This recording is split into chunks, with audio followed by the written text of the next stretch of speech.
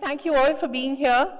It's my privilege to introduce someone I've known for almost as long as he's been trying to make water, or Pani. I think you all know of that movie. And it's a long-standing joke between us. But really, he's an actor, director, cultural commentator, cultural entrepreneur, and a generator of the most quotable quotes, some of whom we'll hear today, I hope. But more than that, I think what makes him truly remarkable in a culture that worships success is that he embraces failure. And I love that. And I love that he's able to still be a sex symbol, I think.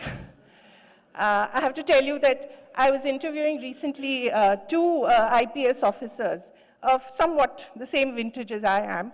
And I asked them, so what made you join the IPS? And they said, well, Udan was a factor. So I said, Kavita Chaudhary? They said, no, Shekhar Kapur. We all wanted to have an IAS officer for a boyfriend as he was. Anyway, here, Shekhar, please do come up.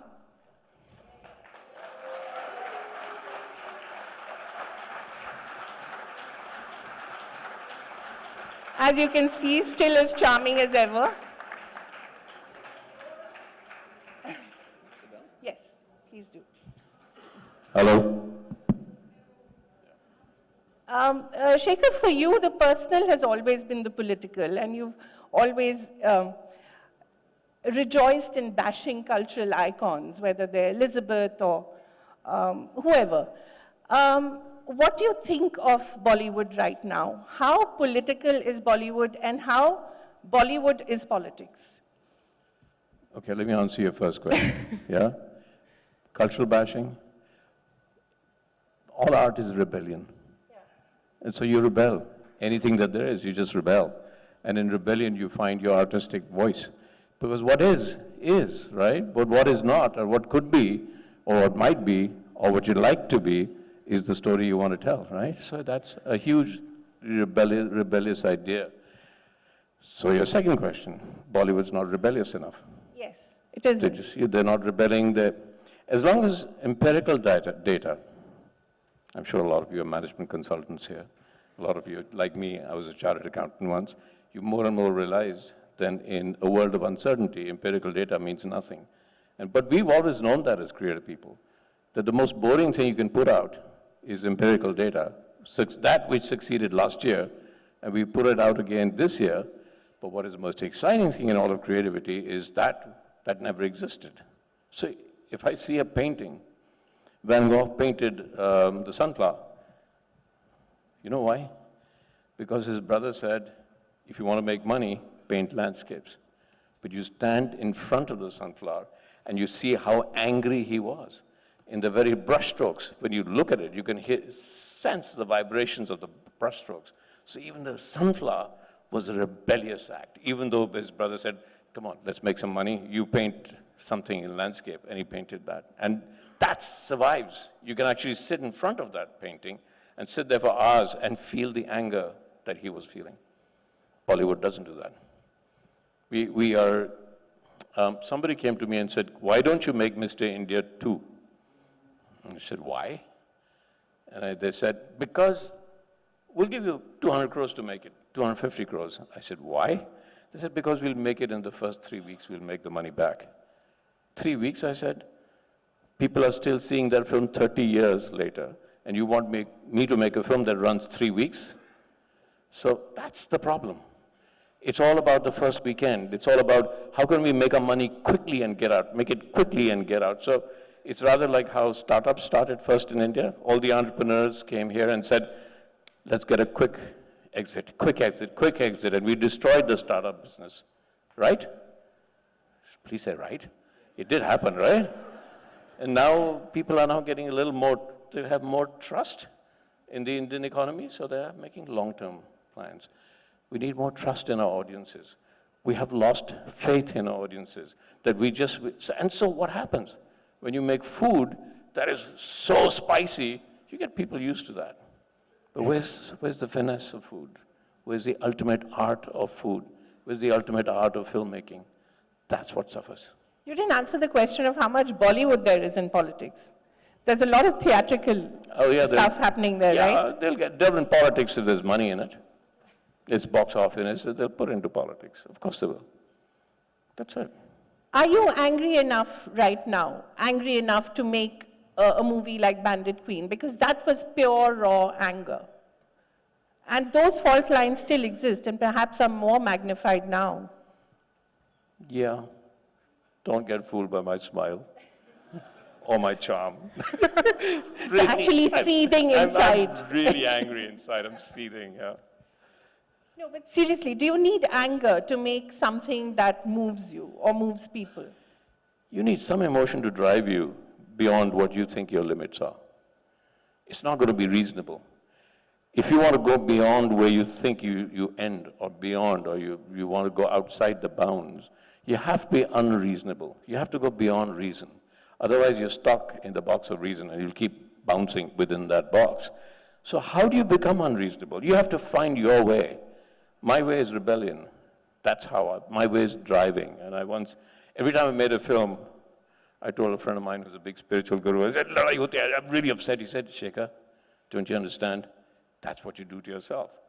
That's what you do to feel angry and to drive yourself creativity. So now I've come to accept that anger drives me, rebellion drives me, as it should. Something, right? Must drive you. So you just have to cross over those hurdles. And the bigger the hurdle, the harder you have to try. And then the more you become unreasonable, and the more different you are. Is there a space in this new technology, in this era of OTT platforms, Netflix, Amazon, for anger, for filmmaking that's different, for TV series that, compel you to not look away, to make you uncomfortable? Or are we we've also sort of sanitized that ugliness and made it sort of, pretty enough to be watched in the confines of your home, on your smartphone, on your laptop? I think one of the things, and the best thing Netflix has done is their documentaries. Not so much their features. They've done few features that are really, really good, but I really enjoy watching the documentaries that are coming in because you have access to some of the best documentaries in the world. But, when you become a gatekeeper, what Netflix did was destroyed Hollywood almost. And Hollywood were the gatekeepers. Now Netflix are the gatekeepers. I'm already hearing from people, let's go present this to Netflix. Let's go present it to that. So time for Netflix to be destroyed. And it will be destroyed because technology is changing everything all the time. By the time you've just finished your engineering degree, you're out of date. Technology has changed. I was at a conference, I was talking to a conference in Sydney. They invited me as a chartered accountant. I'd forgotten I was a chartered accountant. Can you believe it? And I said, so I couldn't decide what to say. At the last minute, 10,000 people sitting there saying, so how valid is your balance sheet? Because by the time it's printed, you're out of date. It's true. Anything, So we are in that world of absolute uncertainty, which is very exciting and very threatening. But we've always been in that world, only it took more time. That's all. It was always uncertain. Now it's uncertain, like that, like a heartbeat. Which brings me to something you said about 12 years ago, that the Googles and Pixars of the world would soon be rendered obsolete by some great ideas that would come out of Asia. So far, I've only seen TikTok, and that's out of China, and that's not very revolutionary. What has been really the Asian revolution in technology all about? China and Japan have proven that we can do it. China definitely has done it by protecting their own companies, obviously, but there's a lot, not just in entertainment things, but in 3D printing, in so many technologies China is doing it. We have a fundamental problem. Our education system is still making us babus. That's what the British left us with. We have to become the IP nation. We shouldn't, right? We talked about it all the time, remember? We were talking that how do we become the IP creating nation rather than the babu nation? When I was here studying in Delhi in St. Stephen's College, my mother said, "Bete, oil company join kar lo. Yeah, multinational join kar lo." And I said, "Uske baad, Gymkhana club mein jaoge, billiards kheloge, अच्छी जिंदगी होगी." And I said, golf खेलेंगे? Huh? Golf भी खेलेंगे? Golf, though she knew I would never had the patience for. So, well, somebody else's game. So no, because that's how life was considered here. If you have a job, you're fine. Now we shouldn't. We have to become the IP creating nation. We have to become the risk taking people. We have to train everybody to be a job creator, not a job seeker. Then we'll change. That's Now what you're sounding like Narendra Modi. You said that? Yes. I said that to him. Many times. But I said that to him. Okay. So that's your IP that he's stolen. Okay. No, but seriously, there are no jobs, there are not enough ideas, there are not enough original ideas going around. Isn't that so? That's why we end up with pakora economics. No, there are enough original ideas. The financial sector has to recognize them, and the financial sector also has to become part of those risk-taking of the original ideas. The financial sector today is still not doing enough. That's all the people sitting here, I presume. Yeah, rest, please applaud if you do want to. That's the financial sector is not even applauding me for saying that. Okay, all right. But how can technology help us right now in the stories that we're telling ourselves and we're telling the world? What can we do to get our stories across in the way that we ought to? We still don't carry the weight that we ought to. Well, let's not be arrogant about our stories getting across. Because storytelling is not storytelling, it's story encouraging. And that's where we go wrong. In fact, I'm at MIT right now looking at storytelling in the new technologies. And the first thing I have to tell everybody, forget what you think about stories. Forget it. It's not storytelling. What is a story? If we don't tell our stories, we don't exist. Our existence is based on the stories we tell, right? When man first saw lightning, how did he perceive lightning? Or she perceived lightning? By a story. वो इंद्र है, वो नाराज है, वो lightning आ रही है, यहाँ हमने कुछ गलत किया है. We evolved mythology in order to relate ourselves to the infinite ideas that we don't understand. And out of that came storytelling, to relate us to the idea of the infinite, because so we needed to make things finite for ourselves. So all perception of anything is our brain, our mind trying to create something finite, a relationship between you and me, or me and this box right now. Oh, look, that's a box. That's a story. I'm trying to make my relationship with that box finite. And yet, if I go into particle physics, there's no difference. We're the same. We're the same energy. Everything is the same. But that's how we know, and that's how we perceive. All perception is storytelling, and all perception is virtual. That's what I'm trying to understand. And when we talk about virtual reality, our perception of the universe is virtual reality because it's all virtual, right? Because it's all perception. Your perception of any point in this whole room is not my perception of any point in this whole room, correct? Because you carry with yourself a whole story of your life, and you will perceive this box right now. And in that, in your perception and your relationship with this box, will be influenced by the story of your life.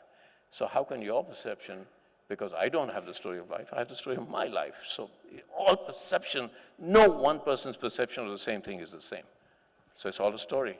The best stories right now are, and I think the most compelling, are those that are most authentic and even sometimes most specific, whether you take Roma or anything actually that Netflix is doing. Look at Narcos. I mean, it's a story that no one in the world should relate to, but everyone watches it. Why have we not been able to take the specific in us global? I mean, the Rays and Mrinal Sens of the world did it. Why have this generation of filmmakers not been able to do that to that extent? Because we've redefined what cinema is. We are more and more looking at cinema as a big ride, like we're in a theme park. And we think about it as, but we forget that there's something called the heart inside it, and we forget the kernel. But like I made Bandit Queen, I did not go out to make something that I thought. But then when I got into that film, I realized that it was my fault. What happened to her was also my fault. because I was living just 100 miles away from where it all happened, and I saw it on the third page. Why did I not do anything about it? And I was making that, I was angry. I was angry at myself. So if you ever see Bandit Queen, you'll find me angry at myself, and that made it a powerful film, because I brought my anger at myself into that. So thank you. It also got Arundhati Roy very angry. We all have our own perception. Yeah. I remember the piece that she wrote, the great Indian rape trick. Rape trick, yeah. Yeah, clever play of words, but I think the rape and the violence that was inflicted on Poolan, that really upset her. When you look back at it, what do you think about the way you handled it? There's no film that I've ever seen that I don't regret that I didn't make it differently. Really? Yeah, because you move into your life. You're a different person. Now looking back and said, I should have listened to my editor. You know, you're constantly, "Arey, ye shot bahut lamba chal raha hai. Kyun nahi kaata?" Editor very keh rahi thi, "Kaato, kaato, kaato." No, maine nahi kaata. But because I was in love with my shot. Because that was then. It was too recent in my heart and in my mind. And my editor was right. So, yeah, but would I have made it differently? Of course I would have. I'm now, you know. I was then. Does that make sense? I was, yeah. I had my editor who would always tell me when he changed his mind, but that was me then, this is me now, so I understand completely. Right. I think men of a certain vintage always use that excuse. I've always done that. In fact, I'll tell you a little thing. I'm an obsessive planner. I may not look like it, I look chaotic. Yeah. And you love to embrace chaos, according to whatever you've said. That is also my story. Yeah, it's true. But I'm an obsessive planner when I get to the sets. What panics me most is the fact that I planned everything. So where's the act of God? Where's that moment? Because whatever I planned was that moment. So often I'll go to the sets and panic myself. What often? I'll do it all the time. And I'll say, Aaj sabko malum pad jayega. You've cornered the whole world into thinking you can direct. And today I'm going to, every time I just go and say, okay, now today they're going to get You'll be discovered. I'll be discovered as this great con man. And, but I do it every time. Every day I'll do that. And if that doesn't work, I listen to Nusrat Fateh Ali Khan and I listen to, to his kind of chaos and understand that. And so there comes a time when your mind gets out of the way. And when your mind gets out of the way, you allow something to come in that is not yours. And that is not yours, where does it come from? It's the now of this moment. You can call it faith, you can call it God, you can call it anything. That's amazingly creative. But like in every company or anything, there are 200 people watching me and said, "Sir, what's the next shot?" I'm in a state of panic, smiling. So then you go to Kate Blanchett. Kate, what do you think? What do you want to do? Actually, you're just making up your mind. You're waiting for that moment. Shekhar, I've always meant to ask you, there's this Shekhar Kapur school of filmmaking somehow that has created all these wonderful film stars, whether it was Heath Ledger, sadly we lost him, Kate Blanchett, Wes Bentley. What is that quality that, even I guess Urmila Matondkar, she was a child star in Masoom, right? So what is that one quality that you see in a person that makes you cast them and which has clearly created stars? So which story do you want me to tell? Whichever one is most exciting. Okay. Because eons ago, Kate and I had met many, many lifetimes ago and said, one day we'll work together. Is that a good story? No. Okay. So, yeah. Many lifetimes. But now, for example, in Elizabeth, I was looking for somebody that could look like she belonged to history, but also she is of now. And also somebody that could look mortal, but also divine, of the spirit. So both of the body and the spirit. And when I used to say this to the studio in the Universal, and they're saying, "Oh my God, what is this guy talking about?" And then one day I saw a promo reel of Kate's in a film that actually I don't think it ever released. And I said, "That's her." And then they said, "Well, every star wants to play Queen Elizabeth. What about her?" An Australian, not known to the world. Nobody knew so her. far, yes. Yeah. So I just said, "No, that's her." the more they would say no, the more I would say that's it. My agent called me one day and said, Shekhar, it's your first film outside India. You've never done a Western film. You've never done a film over $1 million. This is $24 million. And you know what they're going to do? They're going to fire you. Oh, God. Did you say I've been there before? I've been there before, yeah. I've been there often. How many times have you been fired? Every film. And so I said, oh God, okay, let me think about it. In the morning, I woke up and said, "Arey, main to Punjabi aaga." And I called and said, let them fire me. This is a simple idea of who I am. I'm a mad Punjabi that got Kate Blanchett in.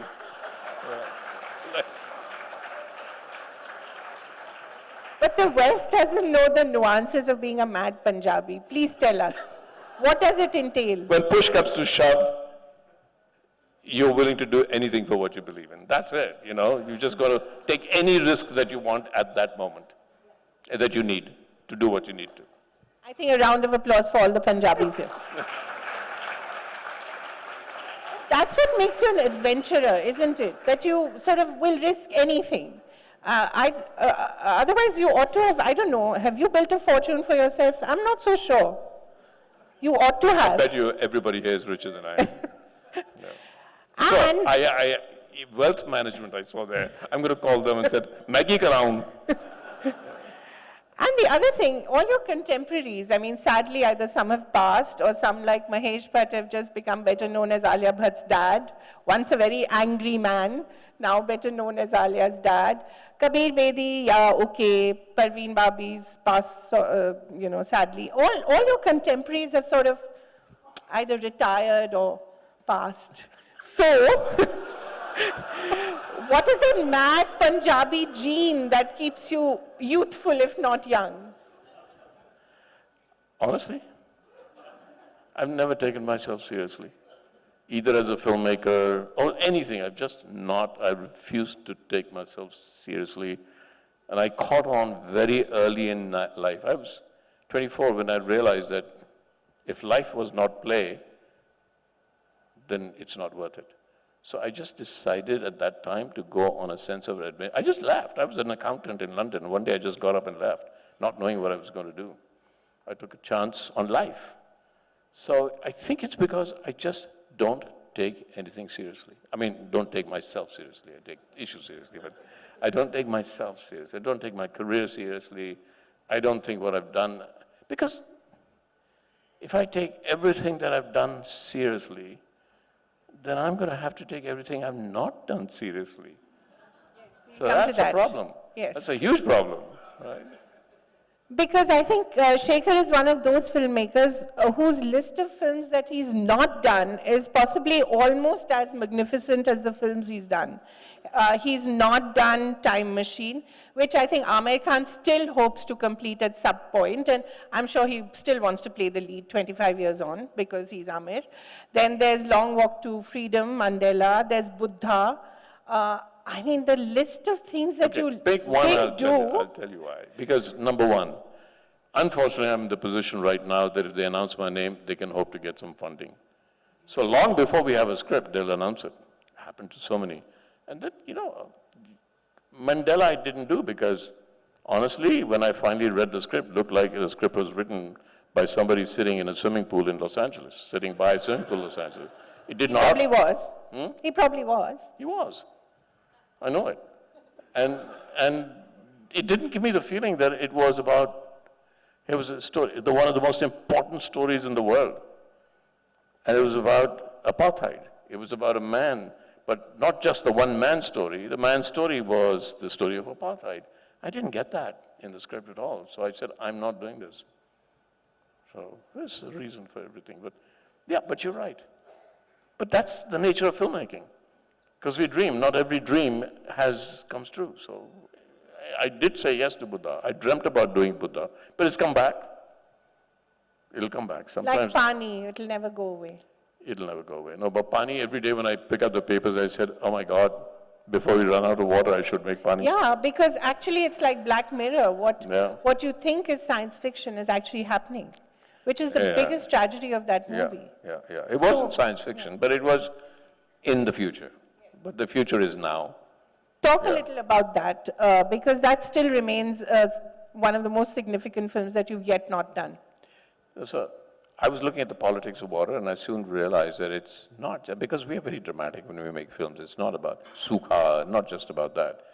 It's about what will happen and how water becomes a weapon of control. So people that have water and have access and power take it away, and then they use water to control 90% of the people.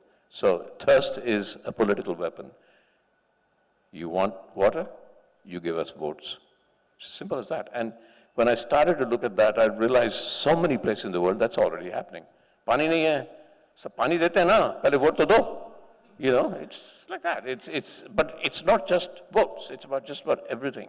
Water is anything. Water is about to become one of the biggest political, social weapons in the people, because they're like, if you look at even George Bush had bought like tracts and tracts of water below the ground. Everybody's buying water. Even people in the West say, you want to make money? Buy water resources, buy water, buy water. What are they saying? Let's own that one resource because we can control the world with it. But you said water is the new oil. I thought data is the new oil. Data is so cheap. Data is the new oil only because everybody thinks of data as these vast data farms. Yeah. 5 years ago, the vast data farm, right, I've seen this technology at MIT. All that data in those vast data farms are going to come in one pen drive that big. That's it. Now, data will become, everybody has access to it. So you can't, it's what you do with the data. Everybody can do it now. Everybody can have it. What's the story that data is telling you? I don't understand. Why is data the new oil unless it becomes something that you can derive from it? And if everybody has it, then why is it the new oil? You can't take all the water in the world and put it in half a glass. So no, water is still the new oil, not data. We'll wait for Fani. I have to read out some of the quotes that you've actually said in the past. That The means. years, which I'm sure you've forgotten. Yeah. And I have to ask you how you feel about it now. Love and sex, they're the purest form of religion. So what's more important to you now? I said that? Yes. Love and sex is the purest form of religion? Yes. You agree? I agree. It still is. Good. A false sense of masculinity is a terrible burden that was imposed upon the male in society, and the misunderstandings of that weight they carry leads to terrible consequences. That was me as a Punjabi. That's what I did in Bandit Queen. I had to go and let that burden off. True, absolutely. Yeah, I agree. I'm learning not to direct my films. I'm learning that I'm merely the gardener. That takes maturity, and I will learn that over the time, because this idea that we are in control of everything, it's a falsehood. Things are happening, and you're just the gardener, you know.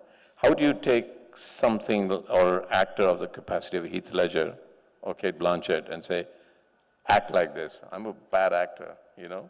So really what happens to me as a director now, it truly is, I allow it to happen. I am around with love and kind of trust, and allow what is happening on the set and capture it.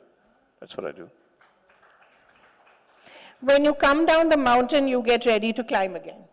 So are you at the top of the mountain or the bottom of the mountain right now? I'm at the bottom of the mountain, yeah, but then, you know, the top of the mountain is like success.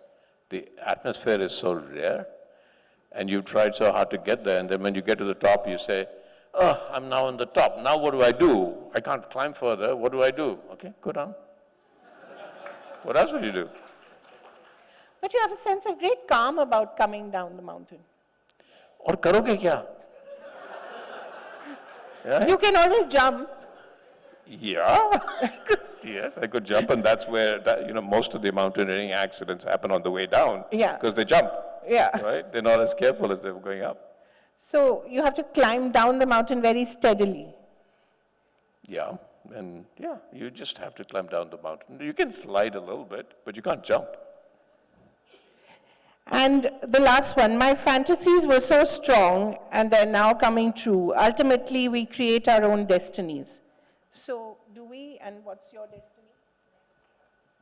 No, I don't know that. I would refuse to even think about that, because once I decide what my destiny is, I'll just die. Because how could you know what's going to happen and still be alive and creative? What I was really saying that was that you have a dream, you allow it to become an obsession, right? And then once it becomes an obsession, it's no longer you, it's pulling you. So you allow the universe to take over your dream, and then it becomes its own entity. That's what I was really trying to say. And once it becomes its own entity, it has its own identity. And then the event of the film and you're both individuals struggling with each other. With the film, the event of the film and you're revolving around each other, and then you'll come together. This needs a little more exploration, but there's fundamental physics in that. Yeah, the CA who became a physicist, who became a filmmaker, who became a thought guru. A what? A guru. Guru? A guru. Next time my beard is gone. Okay. Okay, one quick last round of who you would cast as the following now and why. Mugambo. Come on, our favorite character of all time. I think that's a tough cast. Why do you think Mr. India 2 is not being made? Yeah, it's a tough. It's very difficult. You've lived with Mugambo all your life, most of it. So. The lead role of Fani, because I've met at least 2 actors whose lives were transformed. One not very positively, and the other went slightly crazy after spending a year with you when you talked to him about Pani, but in a good way, Sushant Singh Rajput. So if you had to cast the lead role of Pani now, who would it be? If I did find that actor, I would immediately make that film. I'm still looking for the right actor. The couple in Masoom. You mean replace Nasir and Shabana? Yes. What are you talking about? I mean, how would you replace them?